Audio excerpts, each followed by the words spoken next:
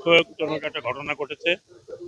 আর এমন দিনে যখন ছুটি ছাটা ছিল, মানুষজনের কত এমনি যাতায়াতের দরকার চলে এসছে। তবে নদীপথ তো আমি যতদূর জানি, যত রকমের আহ, যানবাহন আছে তার মধ্যে সবচেয়ে নিরাপদ। তারপরেও আমি নিজে তো এই নদীপথে চলাচল করি, লঞ্চে আসা যাওয়া করি। আমি যেটা বারবার লক্ষ্য করেছি যে এরা অন্ধকারের মধ্যে চালায়, লাইট টাইট জ্বালায় না। এই ঘটনাটা কেন ঘটেছে, কিভাবে ঘটেছে, সেটার জন্য অলরেডি মন্ত্রণালয় থেকে 8 সদস্যের একটা কমিটি করা হয়েছে, সেখানে সব এক্সপার্টদের ডাকা হয়েছে। ইতিমধ্যেই আমরা এই লঞ্চ এবং যেই আরেকটি লঞ্চ দুর্ঘটনা কবলিত দুটি লঞ্চেরই যারা যারা এখানে দায়িত্বে ছিল তাদেরকে অ্যারেস্ট করার জন্য বলা হয়েছে। ইনকোয়ারি হবে, সেই ইনকোয়ারির পরে বোঝা যাবে। এবং ইতিমধ্যে কতগুলো ইনস্ট্রাকশন অলরেডি বিআইডব্লিউটি এর চেয়ারম্যান আমার এখানে আছে, ডাইরেক্টর শিপিং এখানে লোকজন আছে, তাকে বলা হয়েছে যে কুয়াশায় কোনো লঞ্চ রাত্রে চলবে না।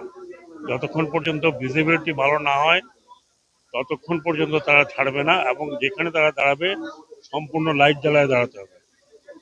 বাল্কহেড এই মৌসুমে সকাল 8টার আগে কোনো বাল্কহেড যদি চলাচল করে তাকে অ্যারেস্ট করার কথা বলা হয়েছে। নৌ পুলিশ এখানে আছেন, সবাই এখানে, সব রিপ্রেজেন্টেটিভ এখানে আছে।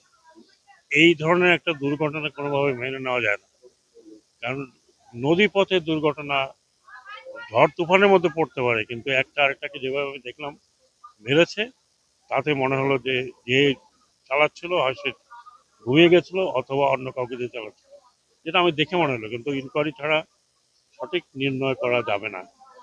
ইতিমধ্যেই আমি এবং আমার নৌ মন্ত্রণালয়, বিআইডব্লিউটিএ এবং ডাইরেক্টর শিপিং এর তরফ থেকে ইমিডিয়েটলি আমরা যারা মারা গেছেন তাদের তো সমবেদনা এবং তাদের আত্মার মাগফিরাত কামনা করে দোয়া করছি। কিন্তু সেই সাথে 1.5 লাখ টাকা করে যারা যারা মারা গেছেন তাদেরকে পরিবারকে দাফনের জন্য, কবরের জন্য, ট্রান্সপোর্টেশনের জন্য যা লাগে আপাতত 1.5 লাখ টাকা করে আমরা আমাদের মন্ত্রণালয় থেকে, সরকারের পক্ষ থেকে দিচ্ছি।